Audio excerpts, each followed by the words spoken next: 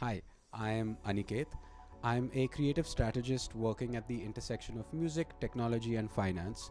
Currently, I serve as senior manager at Outdustry, which is a rights management and artist services firm operating in India and China. I've been very lucky to work on projects for artists like Dua Lipa, Major Lazer, Lauv, Jungle, Flume, Diplo, The Movement, Lost Stories, and a lot more. Um, Roughly, I think everyone knows that okay, when you distribute, you're generating some money on the streaming services. They're making it through advertising and subscription. But that's the very basic, simplistic view of it. If you could maybe talk to us about how the hell does this industry make money? Okay. So we'll limit it to recorded music for now. Yeah. As an artist, you can put out your music through recorded versions, whether it's streaming, radio, TV, or these things. Of course, there's live and then there's brands. What we'll do right now is focus on the recorded side of things. The first slide is going to look a little complicated because these are basically how rights flow through the entire ecosystem. Right. This is generally how rights flow throughout the entire ecosystem. We don't need to go into all the details. I just touch on the consumption touch points over here. So this is DSP as in streaming services, social media, and UGC. UGC being user generated content. So think all streaming services and social media platforms, people consuming music over here. When they do that, you've got the performer, which is the sound recording. What is this like sense of people's comfort with rights in general? Can I just get a sense in terms of recording and publishing rights? Is everyone generally comfortable, or should we just spend 2 minutes going over that? I think it's a good end to this. Just go over that. Okay. So from a scan, what it sounds like is most people who are releasing music are also writing their own music over here. That's the sense that I'm getting. So you've got the publishing and the recording kind of handled by yourself. If you're self-releasing, all of you are putting it out through TuneCore, which means generally you will own the 100% of the master and 100% of the publishing.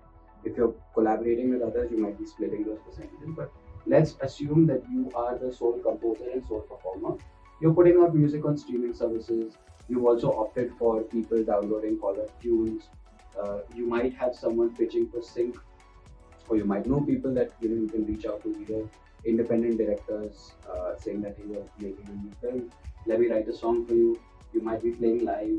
Your songs might be in cafes, places like that. Might be on radio. You might be selling vinyl. Again, this is just a snapshot of where consumption might happen. In general, in India, 85% of consumption is happening on streaming services. So these are not a representation of where consumption happens. This is just showing where it might happen. And then the revenue flows according to which body is representing which rights.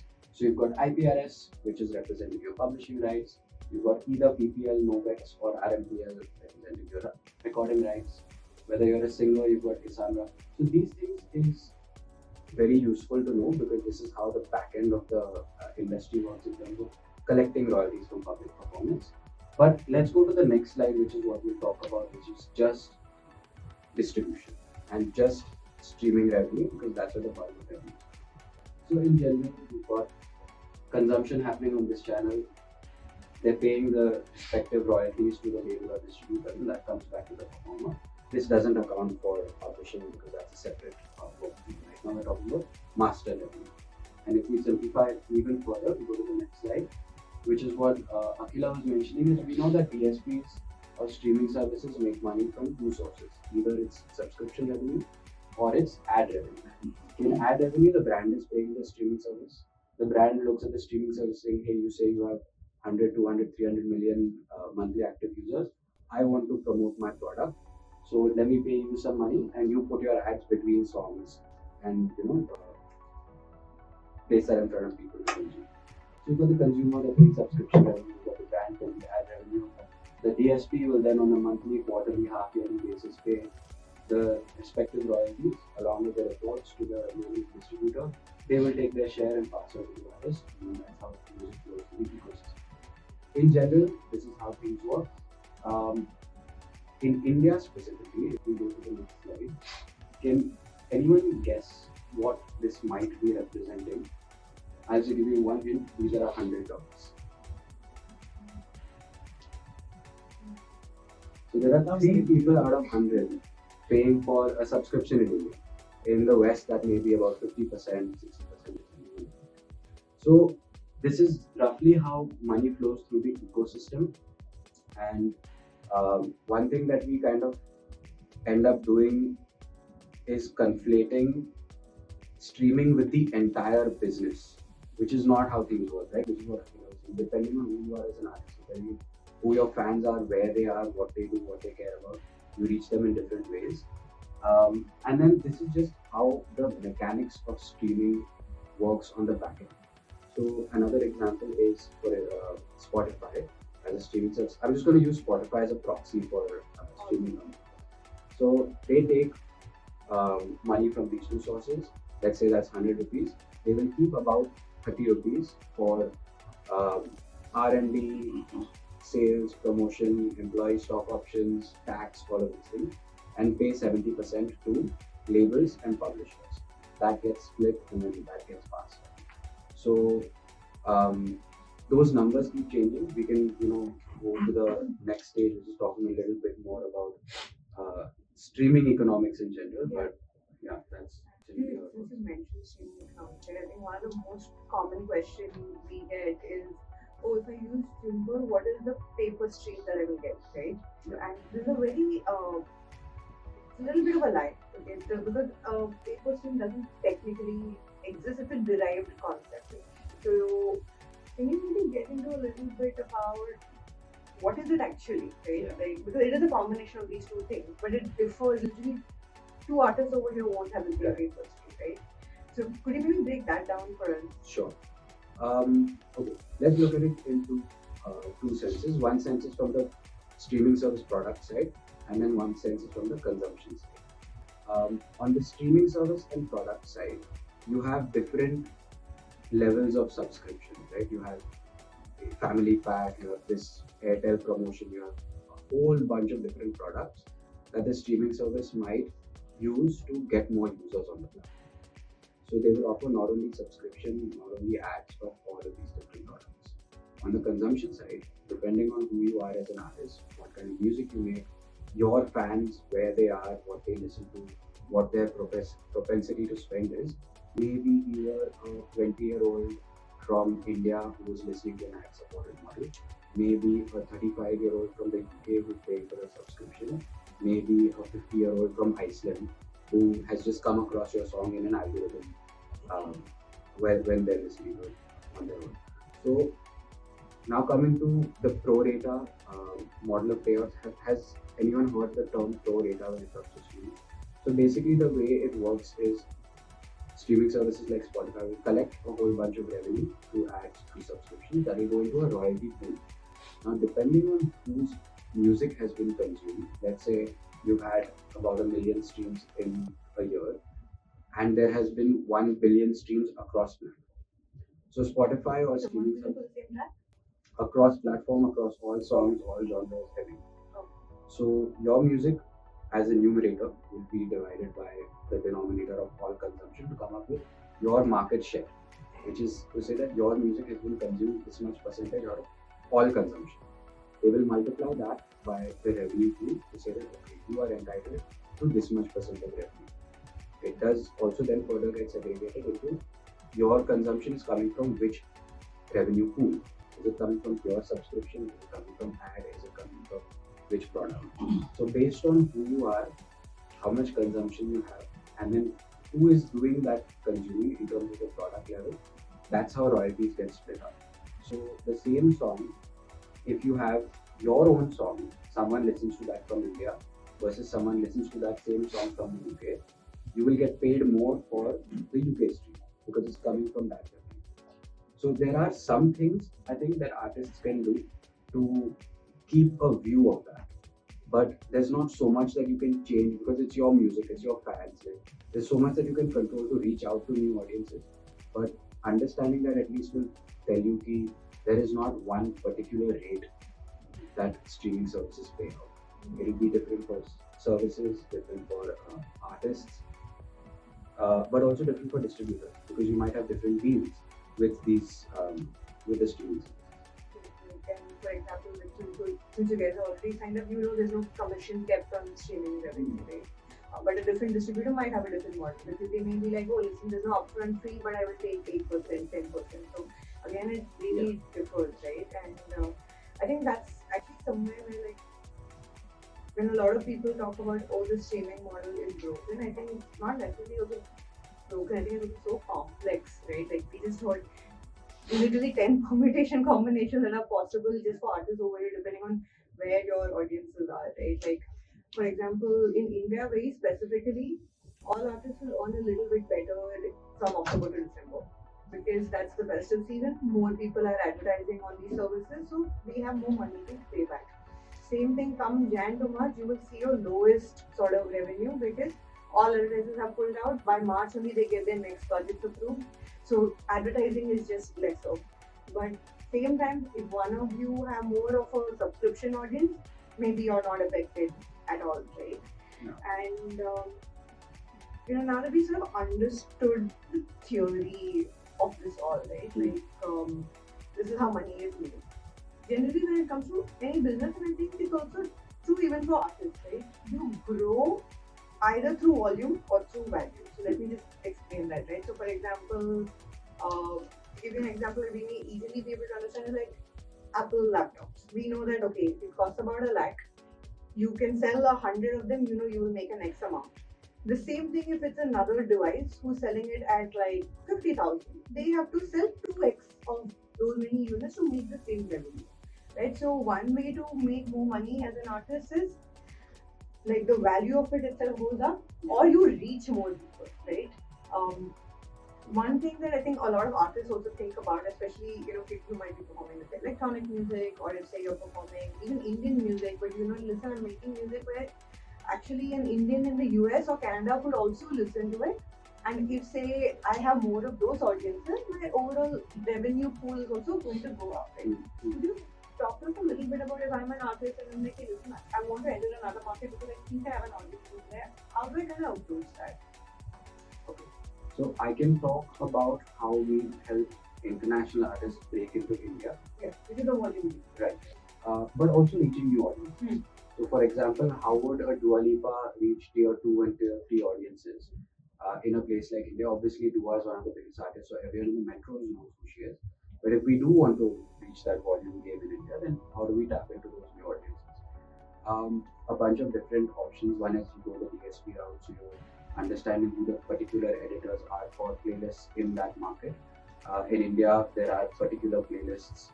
For example, on Spotify, you've got Hotmix India and JioSaavn, you have particular on Ghana. So one way is to make sure that you're reaching out on those playlists, but not everyone has the option to do that. Not everyone has the opportunity to do that. So what are the other ways that we can explore? If we look at the DSP marketing as one aspect of it, then we look at this social media content creation. This is kind of a dirty word because it feels like something that we shouldn't have to do, but it's just something that is required to meet audiences where they are, because that's where consumption is happening. It's moved over from purely streaming service discovery a while ago, a couple of years ago now. Most of, if not all, discovery happening on social media platforms through review shorts and all that. So making the right kind of content to reach those audiences, speaking in their language, just understanding what needs to be done to meet them where they are. And then collaborations, of course, is a great way to reach out to new audiences. Again, not the easiest thing to do, because who do you reach out to? What do you say? Like, what is the reason? In general, what we have noticed is authenticity matters the most, or seeming authenticity. So let's say you identify a particular artist in a market that you want to crack, maybe internationally, maybe in a different language in India itself. It's just a different market. So let's say you reach out to them and have a conversation, say like, I think that this could be a good collaboration. You put out a track together, and that's one way of tapping new audiences. It could be strategic, but it should seem authentic. That's the key. Even if it's planned, you need to make the audiences believe that this is an authentic collaboration that's coming out. If it seems fabricated, no one will give a shit. That's something that we've noticed as well. So for Dua, we did a collaboration with Amal and Sukruti and Prakriti. People in the towns may not know who Dua Lipa is, but may know who Amal is. So that's something that really worked. We did levitating units. And that could work the other way around as well to reach out to audiences in different markets. And, okay, so this is a great way to look at whether outside India or within India, like you said, right? Like you can collaborate, you can create social media content, you have the ability to pitch for creators. I think these are like two of the touch points that we have. But let's say that, okay, I have a limited budget. As an artist, as an independent artist especially, then what would you focus on amongst these? Or your recommendation, at least for the artist? Right. I think content is the way to go in general, because you've got a few levers that you can do. One is creating a music video. It's the least leverage asset, I believe, and this is something that the numbers have supported. Because let's say you have a budget of $1,000, $2,000. To make a convincing music video, you might spend 60, 70, 80% of that, which is going on one platform, which may be beautiful and people will consume, and it could be very important to the piece of art that you're creating. That's separate. We're not talking about the relevance of the piece of art. That is completely artistic decision. If that's something that's decided, then that's not related to the economic situation. But if we're looking at how to maximize a budget or what is the ROI that we're looking to spend, then these numbers kind of come into play. How much are you spending on a music video? Is it absolutely essential? Can you use that same budget to create maybe 20, 30, 40, 50 pieces of reels that go out onto different platforms? And it's frustrating to have to think about so many pieces of content. And it gets very difficult for us to tell artists also, like, this is what's important. But you see, for example, there's a Music Ally article that came out about the Gulabi Sari song, and I think Believe mentioned that they had put out 400 reels to test out the. In China also, this is quite common. NetEase as a streaming service, they have something called Hit Factory, where they put out 15-second snippets of songs to see which one is taking off and then invest in that. So it's become slightly a software development way of approaching commercial music. Let's invest a little time and money, put that out into the market, see what hits, and then invest more money into it. That's what a lot of labels are doing as well. They're looking at who's doing well and then either going and signing them or acquiring that piece of music and then pumping in more money. So that is one way of approaching it. Like, how do we approach it from a purely capitalist, make most ROI sense, which needs to be done, right? If you're operating on a string budget for a sustained period of time, how do you make sure that you give your project a chance to succeed, but also give yourself enough runway to try multiple projects? So music videos is a question mark. Content creation, either you're working with other creators, maybe people in your network, or you're paying someone. But paying people at this stage is too expensive, especially for not only independent artists but independent labels also, because it's a seller's market from a creator perspective. They can quote what they want. It is what it is. Like, it's not a regulated industry. Regulated, I mean, there are no rules, so why not? Like, if you're reaching out to them for something which is their followership, they have the right to quote for them. Not ideal, but it's the way the industry works. So you can create your own. You can see what works in your own style, whether that's dances on particular styles, whether that's skits because you fancy yourself a comedian, whether that's behind the scenes because you know how to tell the story of your piece of art. Like, though your song that came out could have a documentary series behind it, could be series of interviews with people. It doesn't have to just be this is my song, listen to my song. It could be a world that you create around your project to bring people in and to just care about what you have to say. The issue with social media is that there is infinite supply. So the difficulty is then standing out within that. You can either do it by being the loudest voice in the room and put out like 600-700 pieces of content, but no one has the time and money to do that. So maybe there is value in then making a few pieces that are very meaningful to you and your audiences. That's one. Ads. People in the West believe in it a lot. Instagram ads, TikTok ads, but again depends on the budget. It's fairly expensive to make a meaningful ad spend in India. You don't necessarily see a direct correlation between your ads and listing numbers. At No. least not in India. No. And there's no way to tell that as well, right? We don't know whether someone's watched your ad on And then they reach. Instagram and then they reach. There's no metrics to support that as well. But I, from what I've heard and what I've noticed is you have to spend a lot of money to get some meaningful impact even from the brand. Just because it's an impressions game, right? It's not and like. I think the other issue with those ads, it goes back to the other thing about authenticity. Mm. I have never streamed a song because I saw an ad. No. Like I don't think anyone has. Like either you found it by yourself or someone told you to listen to it. So it's definitely, I would say, not the place to think about spending it. No, exactly. I mean, that's one avenue, but the ROI on that is probably the least compared to the other formats. What else? Sync. Again, difficult in India specifically since it's such a nascent market. Reaching out to brands, reaching out to films, ads is one way to get your music out there. But again, if you have that budget, you're spending time and you're spending money and you're spending effort. Those are the three kind of vectors that we have, and that has to be maximized across all. So my personal preference is when an artist is comfortable to be able to create that kind of world around the project. So not everyone is comfortable, not everyone is an extrovert who's comfortable with social media. So it depends on what works for different people in different genres. So something like hip hop and electronic and classical, all very different. So just package it in different ways for people.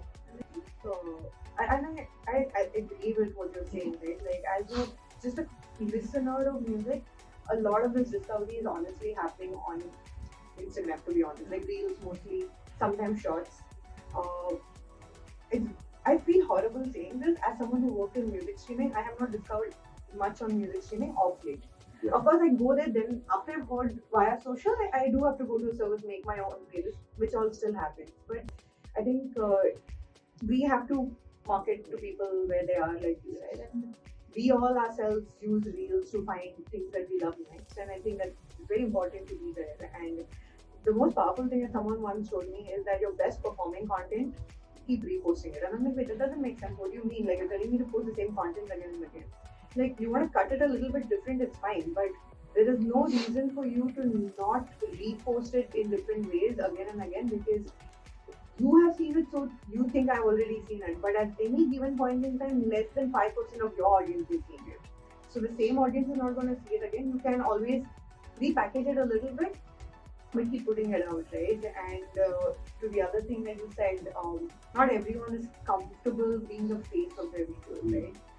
And that's totally fine. I think we found so many creators who find their way of, I'll put content out, but I will do it in a way that's comfortable to me. Like, I love Anu for what he did during the pandemic. It's black screen, dude. Nothing is there. It's just music. And another artist who used to also do that was Bhuvan Baum, right? And like, they all found their way of doing it. I have like another friend of mine, Aniket. He like really blew up on Clubhouse because it's like very voice oriented. Then unfortunately, Clubhouse kind of died its own death. And like okay, now I need to move all my fans to Instagram.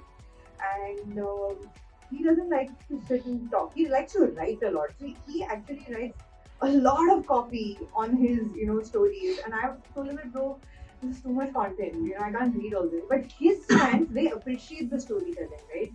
And he's a very vulnerable person. He really talks about his process, and his fans love reading that in whatever format he's putting out.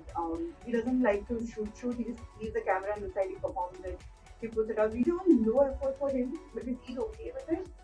So, he's okay with it, but he's still able to sort of put out content in a meaningful way, keep finding new fans, and I think that's sort of a big takeaway from what you said. Yeah, absolutely. And one more thing that I thought while you were talking about that is artists and creators in general being one step away from the people that they're trying to speak to because of platforms.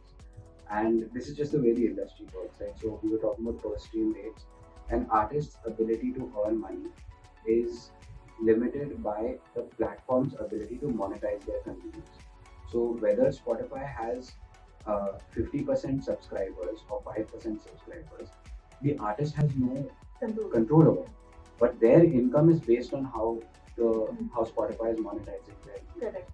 Similarly, an artist can put out content on Instagram, but who is seeing it is not up to them. It's up to the algorithm that's surfacing it. So there are some things that you can do by knowing those things. One basic example, first thing that comes to my head is high quality video versus standard quality video. Like Instagram will detect that and automatically limit its reach. Very small point, but could give you some leverage when you're putting something on. Similarly, with Spotify and streaming services, it may not be your style to put out multiple versions, but when you know that it is a volume in some ways, you could, for example, break up your album into singles and then put it out as an album again, and then release a deluxe version with a couple of unreleased songs or something that didn't make the cut, that then gives you a story to talk about. So you can stretch what was one album over a period of, let's say, 3 or 4 months, just because you want to take advantage of the system.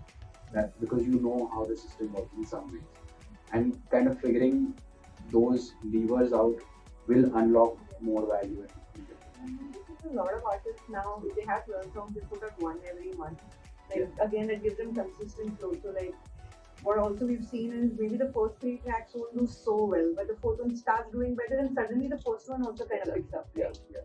So those waterfall releases have become a lot more popular, and it makes sense why the way it is. Right? Yeah. We'll come to catalog a little later, but on the topic of social, right? Because we kind of touched upon that.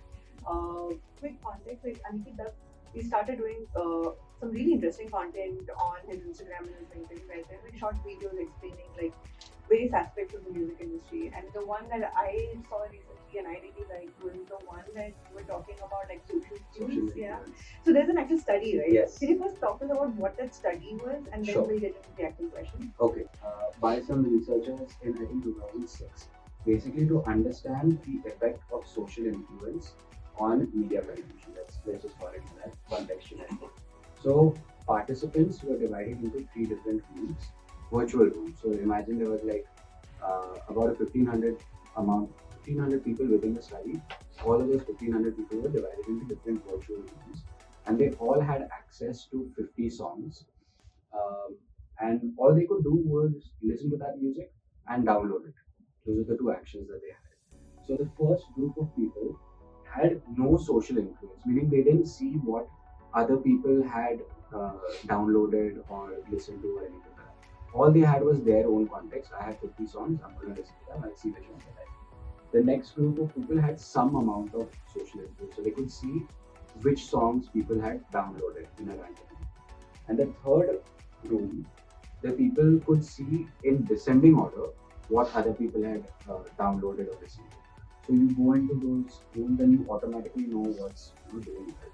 And this kind of consumption thing played out. And what's crazy is that two kind of hypotheses were proved, that when there is stronger social influence, there is greater inequality of outcome. So where in the initial group you had a fair kind of mix of who's listening to what, who's downloading what, based on what you like. Then you can see like you have some idea, some cue. These people have liked this. Let me check this out, or so then that disparity starts increasing over here. That you start seeing that a few songs get all the love and the others get completely. When you have strong social influence, then that becomes even bigger. So it's not only that the streams or the consumption is divided unequally, it's that a few end up, it becomes a winner takes all situation. And the unpredictability of success also increases. So this is just the fact that some songs get all the love, but which songs are they the objectively good ones? Not necessarily. There was one report, I think, a song that came first in one of the rooms came 48 out of 50 in another, because social influence is kind of placed in that position. So you have some unpredictability because people have different preferences. They listen to different songs. When there's some more social influence, that kind of increases, where you don't know which song is going to be on top. And then you have in the highest degree of social influence, absolutely no idea which song is going to be. So that just goes to show now in the real world, this is an experiment. We have playlists, we have radio, TV, films, chart positions, we have social media content creation, TikTok content creation. The amount of social influence that we have in the current state of our digital world is insane. which is why we see, the disparity growing between the top earning It's very artists. difficult. That is pretty cool to come. It's very difficult. Like, who knows? There was that one. There was a song by an artist, I think called Cordelia. Hmm. I think I like this little live. There was one person made some funny video on the chorus of the song, which is not related to the song. Hmm. And that kind of went crazy. So there's Hmm. no way to understand what unlocks visibility for a song and then where that might take Yeah. it. So, I mean, there's positives and negatives. Obviously, negatively, like, don't know what the hell is going on. Yeah. Positives, like, okay, what can we do to, Correct. reach out to people? What all can we do Hmm. apart from just talk about our music? Like, how creative can people get Hmm. to make sure that Hmm. the song reaches Yeah. new audiences? And the fact is, I think this is the world we actually live in, right? Yeah. Like it is the way it is, and I think the importance of a study like this is to accept that okay, these are the barriers that we work with. This is the confinement in which the industry works, but it's also for us to be like, okay, this is the situation. What do we do next? Exactly. Right? So from that perspective, obviously we don't want to say it's all doom that listen, anything can happen in your career. The fact that we know that social influence is so important, how can we use it to our advantage? Right? Like if artists over here want to be like, okay, how can I use social influence to be able to actually improve my chances of getting up to these which actually get going? So, I guess one simple way to put it is perception is everything on the social media landscape, and there is an element of fakeability.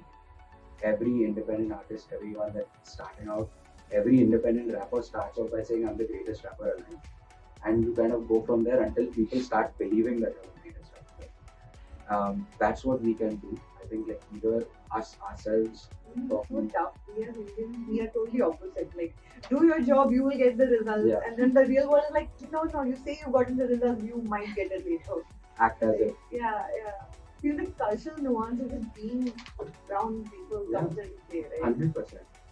100%. So I think that's actually a really good point. But maybe there is that kind of cultural barrier of saying you're that good, but then also maybe that's the point in content creation in general. Like, what makes me be the face of my music? What gives me the right to tell people to listen to my music?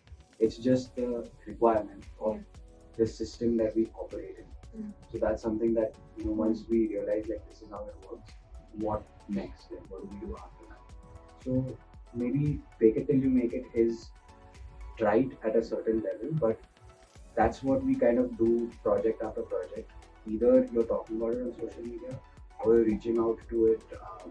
You're reaching out to blogs, content creators.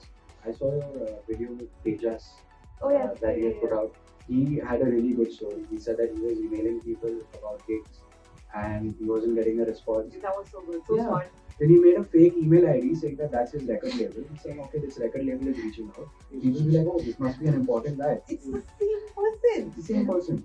Like, the perception really matters. Yeah. Like, this is very true. So I have this other friend of mine. She worked with me in my previous job, and then she decided she wants to be a freelancer. Okay, consult with brands on digital marketing. So when she would approach us herself, similar issue. She made an agency name. Agency is just her. She has no employees. Okay. But the return that people are like, oh, okay, we're working with this agency. This agency has worked in the past with all of these brands. That is just her resume. She has worked with those companies, right? This perception, right? Yeah. My friend had a And it's dog. also not lying because you're still being an authentic. So packaging is not a lie. Yeah. You're not claiming to be someone else. It's your own thing. Yeah. My friend had a dog called Ollie. So his manager became Oliver Maximus. And that's how he operated. Yeah, that's so cool. Yeah. I wish your pet was my manager. You should be so happy. I know. I just keep getting treats all the time and no money and all, but yeah. You're giving a manager I'll be treats, giving the manager treats. Oh, then this is It's not fun anymore. No, then not only am I not making money, my money is going into feeding my manager. Yeah, I think this is a lesson in choose who you work with very wisely. Yeah. So you don't get exploited. Don't work with your pet. Even if it's your pet. Especially if it's a pet. Especially if it's Especially your with pet. your pet. Never know what they're thinking. But this has been very helpful context on what we can do. And again, I want to dive back into your finance background a little bit, right?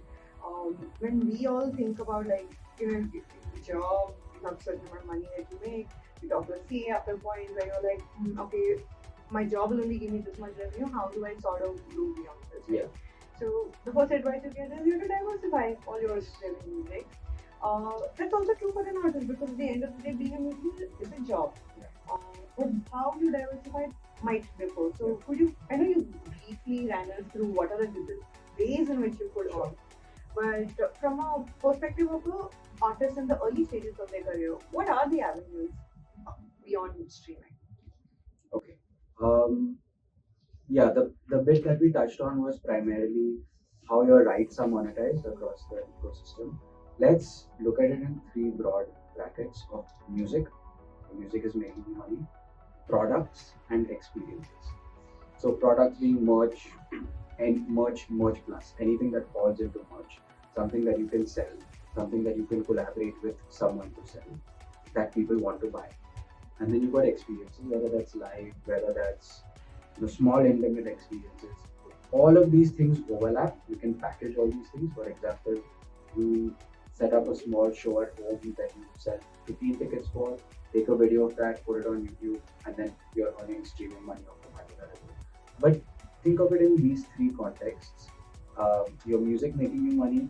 We've spoken a lot up till now about how we can think of maximizing the ROI effectively on that music. How do you use the industry to your advantage to make sure more people listen to your music and you make as much money from it as possible? You've got products which again it's easier said than done because you need to understand what people are willing to spend. One campaign that we did might not be great timing to talk about this now, but we did an NFT campaign with Yeah, bro, it's kind of dead. back in 2021. But I'll just tell you how we No, but marketed. it's not it. dead. Yeah. So we did this thing called Moonheads, which was a series of 17 characters that we had created for an album called Chandpar. So we worked with an artist, visual artist, Sasta Acid from Delhi, to come up with 17 different avatars. Person's name. Yeah, Sasta Yeah. Acid is too good. I love it. And he created these 17 different personas, all having moon heads because Chandpar, and 17 because we released it on the 17th of November. Now that was peak NFT frenzy. We could, speak to investors, see what they're willing to do. There was few platforms to speak to see who's going to give us the best deal. So what we did is we first created these avatars, then went out to people who collected NFTs specifically because we knew that not all fans are going to be buying it.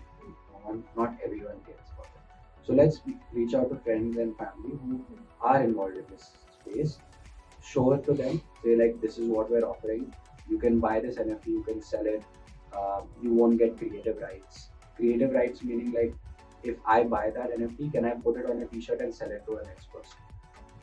Not having creative rights with it. When I mentioned this to Says, who is the artist that we were working with, he's like, bro, I wouldn't buy this if I didn't. I said, okay, let's add creative rights. Let's put this price tag. Then the WazirX platform said that no, we need to work on this price tag. So worked on this price tag, took it to consumers. Like, would you pay for it if you buy it? No, we want this much more. Then we kind of came together, okay, this is what people are willing to spend. This is what people want. Can we make this work for us? What do we need to do in order for this to be, as successful as possible? WazirX said it needs to sell out within 48 hours. So like, can we line up 17 buyers and message them when it goes live saying, you can buy it now? That did work. People did buy it. There was even bidding wars. The Stoner NFT got sold for 3 times the base price. The producer. I can imagine it happening. So I'm not totally surprised. Yeah, so the Stoner NFT and the producer NFT were the main two winners. The Goku NFT was also close runner-up. So people had different personalities and preferences, but then they ended up buying it. That was the objective, right? Can we sell this out within a specific amount of time? Can we make a headline out of this? So then you get the social influence element as well. Says on the beat, sells out NFT collection within 24 hours. WazirX is happy, fans are happy, artists are happy. So this comes to testing the product out in the market that you want to sell and coming up with the right pricing. It does take effort. It does take reaching out and speaking to people, and it does take kind of putting yourself on the line as well. Like, would you be willing to buy this from me? Yeah. I think this comes into a little bit of whatever inhibitions that we might have as creatives, introverts, to put yourself out there and ask someone to get something from you. But if you believe in the value that you're creating and it's something that you would buy for yourself, like Yashraj and his Comet collaboration. Yeah, that's so cool. I love that. Yeah. You can collaborate with up and coming artists who, let's say, overused example, but tote bags, t-shirts, caps, hats, all of these things. There's so many upstart brands working in the sustainable fashion side in India. Can you collaborate with any of them? Collaboration doesn't have to be with music artists, it can be with product designers, it can be with visual artists. So there's so many different avenues that you can either reach new paying audiences or consumers of your music. Visual artists may have those fans as well that you can reach out to. That's products. And then you have experiences which are mainly live, but can you think of different ways to reach people? Listening session, live performance, mushaira at home, any of these ways, so that you can start creating, holding space for people and creating experiences for people that they want to,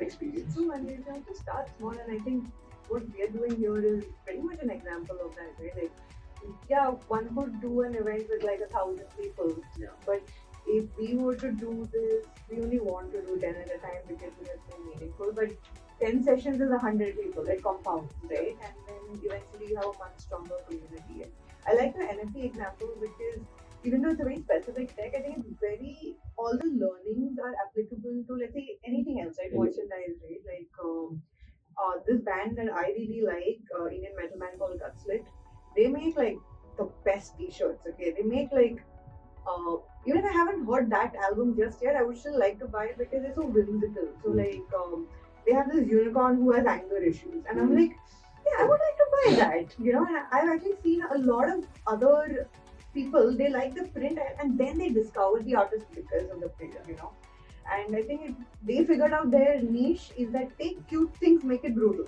That's what they do. So they have this. Love that. They have this cat who has he has 2 machetes behind him. Okay, and I'm like, yeah, of course I'm buying this, right? And like, so I think even thinking about art in a very interesting way, having some either there's a story to it or there's a quirk to it. I think it's actually a way of finding new fans, Yeah, that's a neat wrapper actually. We call it world building in general. Like putting this whole,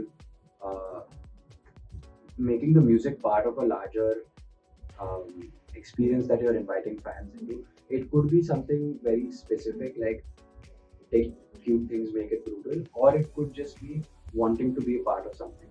Like I bought the F16's t-shirt just because I love them and I want a closer connection to them.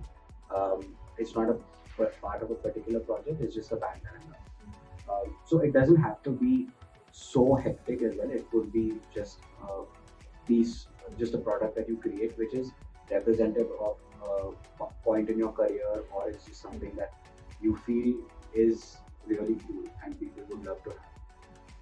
We're almost coming to the end of this session. We have 2 more questions left. The one thing the session would be incomplete without is talking about catalogs, right? And we've seen a lot of news stories of late, like, oh, Queen's catalog sold for 1.2 billion. That catalog is a unicorn, dude. Companies are trying to be a unicorn, that catalog has become a unicorn, right? Another artist who releases, which was a great example of just building your catalog, is this artist called Russ. And he's making like, it's like 100K per month USD, okay? And he banks very hard on, I have grown myself because my catalog is huge. And for an artist who's just starting out, or maybe they're 3-4 years into their career, how should they be thinking about catalog? Because I think that is the real social currency in the long run. Right? So maybe talk to us a little bit more about, if I'm an artist, I'm 3 years, 4 years into my career as a musician. It might feel very early for me to think about catalog, but how should I be thinking about it? So this is from the context of an artist, let's say, owning their own master. Yeah. Okay. So we have one more slide. How much is a song worth? Let's look at this from a streaming perspective. This is data from an actual song, and it's fairly representative of how like a song's life goes in terms of streaming volume for the first few years. So generally, it usually peaks around its release. It then tapers off, and then after a certain point, it settles. This is a common profile for most songs. And it's not uncommon for it to settle at a small percentage of where it peaked. So let's say this went down by 80% of peak within a year. But to understand whether a song has genuinely stabilized, it will probably take like 5-7 years, and then you can be like, okay, this is a stable income. And think of it in terms of how you value companies. To say this company is worth this much, you look at what is the earning potential, how much money it's going to make over its lifetime, let's say, and take that in today's value. That's how much it's worth. So this is what's also done with songs as financial assets to say that okay, we think this song will make about $1 million in its lifetime through some kind of calculations. You've got your steady income into some kind of multiplier which gives you your lifetime earnings, today's values. Like this song is worth this much money. Now everything that we've discussed till now talks about kind of uh, three factors that are important. One is this peak value, like how many people has the song reached when it's released, or how many people does it reach when it releases? Where does it settle? Like does it settle at 80%, minus 80%, minus 70%? That could vary depending on how relevant it stays over time and like how sticky it is. Sticky is not the best word, but how kind of relevant it remains. And the third value, which is also very important relating to marketing, is how many peaks a song might have. So this is the same song that we're looking at. This is the first 6 months of its release. It started off as most songs do, having a peak of roughly 10,000 streams at release, and then it kind of came down. This song didn't get much support from the industry when it came out. Like, not very many playlist covers, playlist positions, radio, TV, none of that. It did its own thing. It got those many streams because the people knew who the artists were, and then it kind of went. This part is this section. Then something happened over here, where from 10,000 streams a day, it went up to doing 1.6 million streams per day, and then again followed the same, trajectory afterwards. So we can see that a song has many peaks in its life like that. It can follow, it can kind of stay like that. What happened with Queen also after Bohemian Rhapsody came out is Queen became the 38th most streamed artist in the world because people just loved that film and the music that came from that film. So now the consumption has kind of settled at a higher baseline level so that it's going to earn more in its lifetime as it continues to grow. So this is how songs will be valued from a monetary perspective. What can we do now that we know this? One is to increase the volume of songs that people put out so that you increase your chances of success. Because as we saw from that social influence example, we don't know which songs will have this kind of moment. Like this was a normal song till Vicky Kaushal made a reel, and then this happened. No one can control that. This is obsessed. No one can control that. The artist can't control that. The market can't control that. No one can. So we increase our chances of success by putting out more music. Again, that is to be taken with a pinch of salt because you can't just go and tell artists to be music factories, right? But looking at it in terms of what's the volume that we can put out over a certain amount of time, collaborating with people. So this is now the financial way to look at it. Like how many people can I reach? How long can I sustain a piece of music? And what are the constant marketing tactics that I can do? Either to continuously pitch a song for sync. Maybe what we do is when a song comes out, we pitch it, doesn't work out, we move on to the next project. But we need to think of our entire catalog as a living, breathing kind of piece of work, body of work that different parts of it need love at different times, or at least that kind of focus to say that you don't know which part of your catalog is going to connect with audiences. You're going to do your best to try to keep that going, but how can we think of catalog in terms of having moments of spikes in different places that elevate the entire perception of the catalog? So this is at a per song. But when you look at it at a label level or at a catalog level, what generally happens is that out of 100 songs, you might have 2 or 3 hits. This is the same as venture capital investing, same as stock market investing, same as this, where a couple of songs will make up the losses and way more for the other 90. So you might have out of 100 songs, 90 songs that have lost you money, where you made less than you spent on putting that song out. 8 songs that have kind of broken even. So you're like, okay, fine, at least I've not lost money on the song. And then 2 songs, you're like, bro, I'm balling now, the other 90 Yeah. are Where's my exact exactly. It's like it's at this point. Yes. So to think of ways to give yourself enough runway to reach those milestones as well, to continuously grow, and then potentially have some of these breakout hits based on everything that we've kind of spoken about until now, from a consumer level, platform level, income level, and kind of packaging of all the music into a single catalog that hopefully someone will buy for $1 billion. Yeah, that would be great. That would be quite nice. Yeah, nice. If any of you get $1 billion deal, please invite us. Be like, hey, we spoke about the $1 billion at one time, and it happened. Yeah. But this has been really informative, and of course, it's also a lot of information to kind of take in, right? And everyone is going to process it in their own way that's meaningful to them. But your general advice for especially artists who are independent artists and doing this themselves. Yes. What are the maybe 3 things that you would say focus your efforts on in the next 2-3 years if you're really focused on growing your reach and of course growing your revenue so that you can just do more of this? Yeah. Okay. So one is choose who you work with very wisely. I think that cannot be said enough.